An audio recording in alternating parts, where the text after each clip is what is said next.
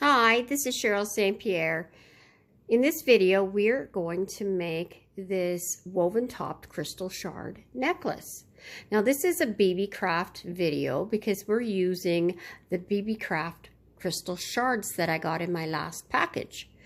And so these are the supplies that you're going to need to make this craft.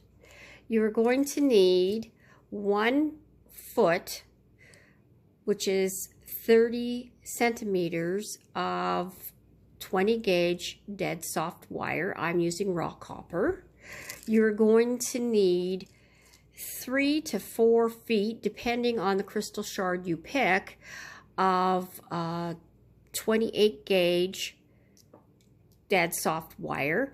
I'm using copper, and 28 gauge is approximately 0.3 millimeters, and the 20 gauge is 0.8 millimeters for those that need that in metric. And you will need your round nose pliers, your chain nose pliers, and your flush cutters. And I think that's all you need for your tools. And then, of course, you will need a top drilled crystal shard. Now, what you need to do is pick the crystal shard that you think would be optimum for making this pendant. And I've chosen a long and slender crystal shard with the hole drilled fairly close to the top. I think there's some that would have it lower. If you have it lower, your weaving will go lower and it will hide more of the shard. It depends on what look you want. With this is very similar to the one I've already made as my demo here. I'd say it's almost identical. It's a little bit wider. So that's why I say 3 to 4 feet of the 28 gauge dead soft wire, because it's going to vary how much weaving you're going to do. We're going to start off with 2 inches of weaving, but we might need to add some to it, or you might need to take away. So it's an approximate with this. And you know, I should talk about these shards because these are beautiful. They're electroplated rose quartz, and so they're pinky purpley, and some are more purple and some are more pink, and they're very shiny, and they have I don't think the camera can quite get it. Maybe it's got a bit of a rainbow effect to it, and that's electroplating. Now, I don't know what they use to electroplate these ones, but when I worked in a rock and gem shop, I was told that a lot of times they use gold to do that effect. And the platinum ones you can't see through, so that's very easy to identify the platinum ones. So this might be gold that did the electroplating here to give that effect. I don't know because it doesn't say, but that's my guess. Okay, so what you're going to do is you're going to take your 20 gauge wire and your crystal shard, and you're going to put it through, and you're going to find the approximate middle of your wire, and we're going to bend it up like this. And because we don't want movement, so it can be nice and tight. And I want you to then make it join the top like that, and then give it a twist.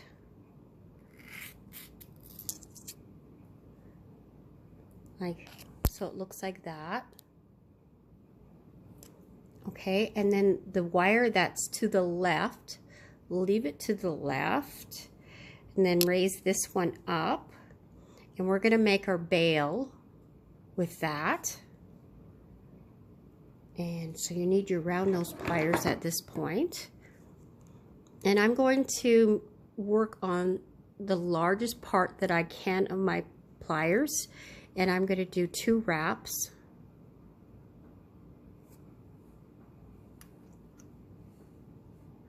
And I'm going to be fighting with this wire here.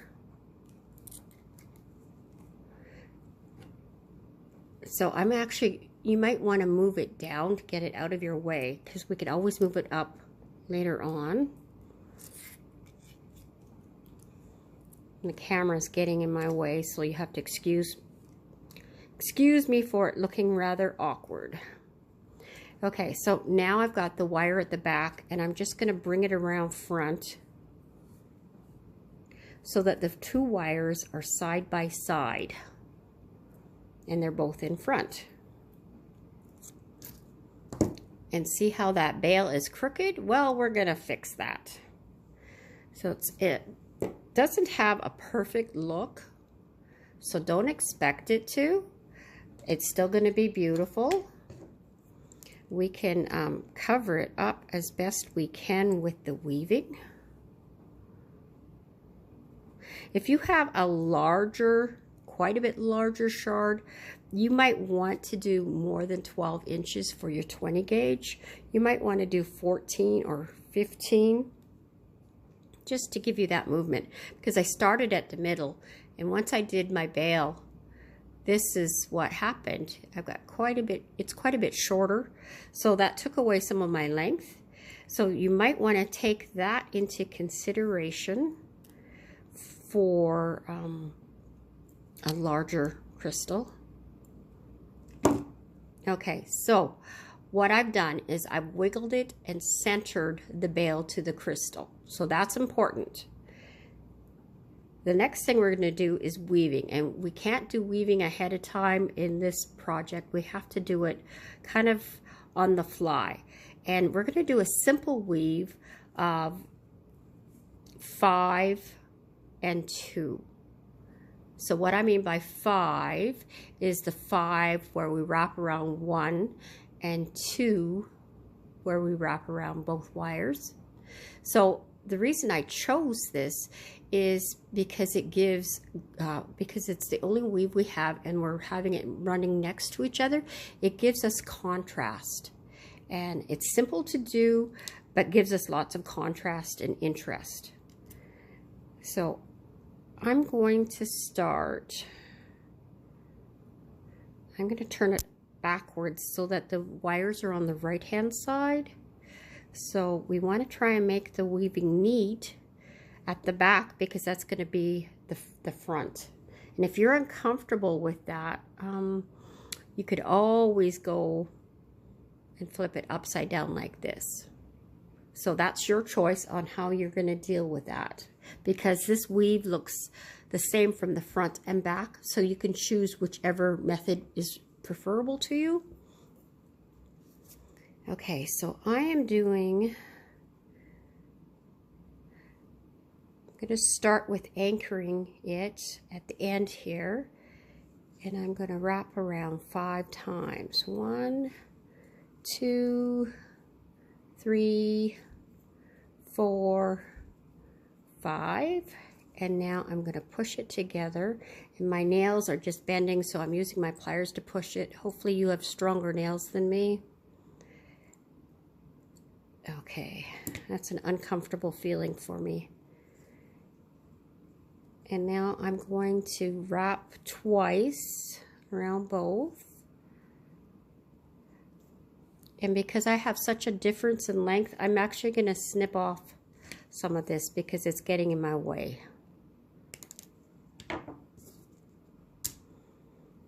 Okay, and then I'm going to do 5 wraps again. And then I'm going to slide it on over.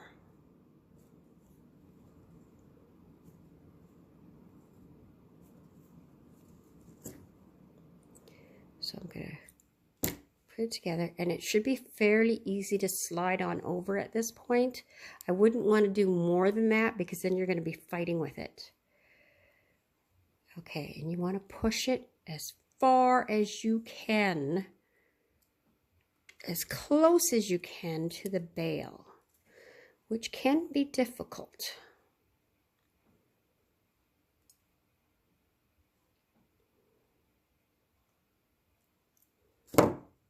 Okay, so now remember that this is my front on this side.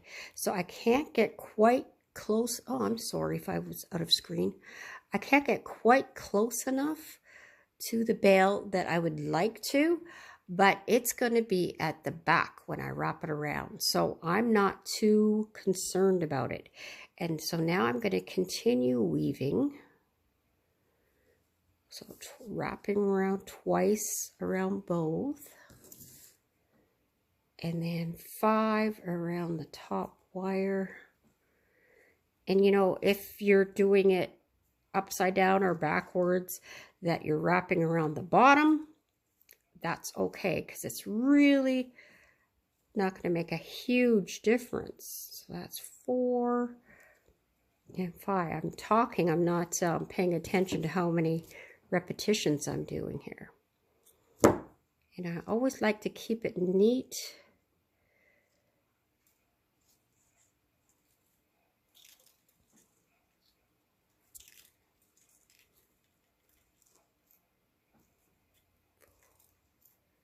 Five.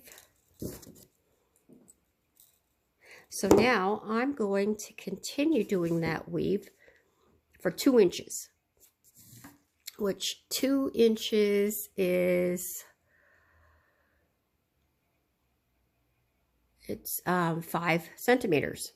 And I should have mentioned before, the 28 gauge wire, for those in metric, there's 30 centimeters to a foot. So 3 feet would be 90 centimeters, 4 feet would be 120 centimeters.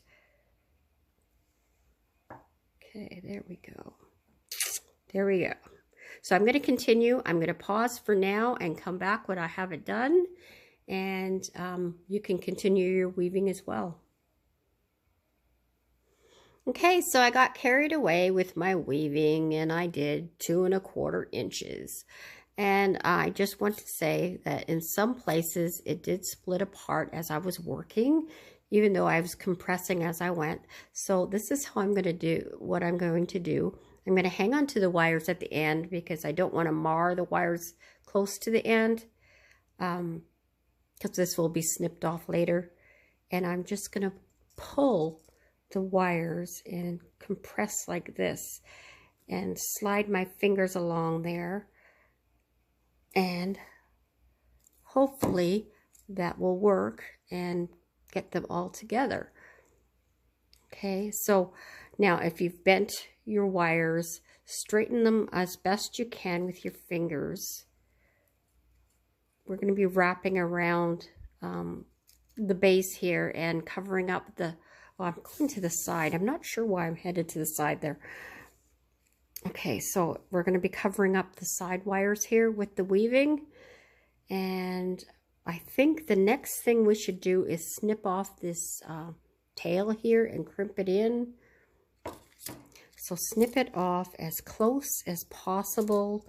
It's going to be in between the 2 wires because that's basically where how we made it. And then the next thing we're going to do is this is the front. We're going to wrap around back, or however it is that you have yours. And we're going to just spiral it down. I'm going to hang on to the bail. It might make it easier. Yes, much easier. And we're going to try and keep the weaving close to itself. Not sure if I have enough weaving done. Yeah, I think the hole was drilled a little bit lower on this one than the other one. So I'm going to weave at this point. I'm going to bend this back because I want it to be straight to continue the weave. I'm not sure how much more weaving I'm going to need. I've got a good foot of weaving wire left, so I think I'm going to do another 1/2 inch. So that would make mine 2 3/4 inches of weaving in total. So, okay, I'm going to pause while I do that. Okay, I'm back. So I've woven that another 1/2 inch, and so I've only got like 2 inches of weaving wire left. So I really cut it close with the 3 feet of weaving wire, and also the foot of 20 gauge. So we could increase that just so you have that safety net.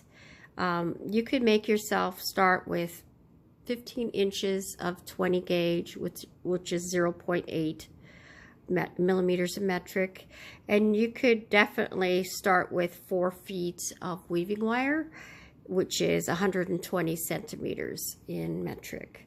So yeah, and 28 gauge is the 0.3 millimeters in metric.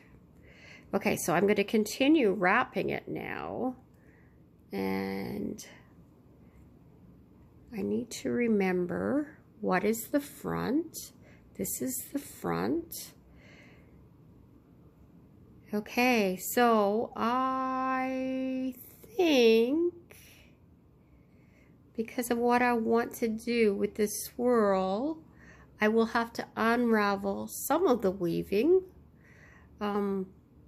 even though it's just barely covered that at the back, but that's okay,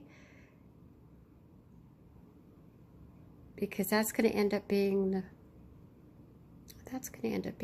front. I wanted that to be the front, but you know what, that's okay. It's going to end up, it still looks nice even though it's got that. So you have to decide how you want to end this. That's going to be your personal choice on how it looks. I like this side better, definitely. Maybe I'll just continue with this. So now I'm going to this is where I'm going to do my bottom swirl, which is here. And so I'm going to unravel just a little bit, not that much, because it's so unpredictable how much you're going to need, and unraveling doesn't take a lot of work.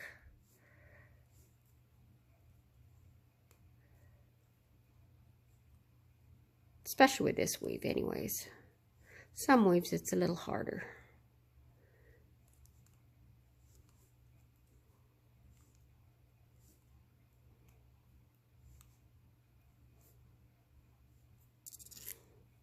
Okay, so I think, yeah, I'm going to leave it there. It's going to give some interest. I'm going to trim it off, crimp it in, and trim it off at the back. Crimp that in. And then I'm going to do my swirl, and it has some weaving with part of the swirl. And see, I went around and again, and then up, and I have enough wire there to do what I want to do. And I want this to be about 1 centimeter. This is why I recommend always having a ruler that has metric and inches. So important. So I want about 1 centimeter from the bottom of the swirl right there. I'm going to move this out of the way here. So I need just to trim off a tiny bit. And then I want this one to be a little bit longer, about 3 millimeters. Now the millimeters, for those that are unsure, 1 centimeter is the whole distance from 1 to 2. The millimeters are the little dots in between, or lines rather, because there's 10 millimeters in 1 centimeter. So that's, in case you didn't know, I wanted about 3 millimeters longer. So it's going to be 13 millimeters approximately, 13 or 14 because of the curve. And I'm going to make a loop going left with this one and a loop going right with that one. And you can use your round nose pliers or your chain nose pliers for this. I like my chain nose because I have a sturdier grip. So that's how that one, it ended up going right perfectly where I wanted it to go. And now I'm going to make this one go left, the other direction.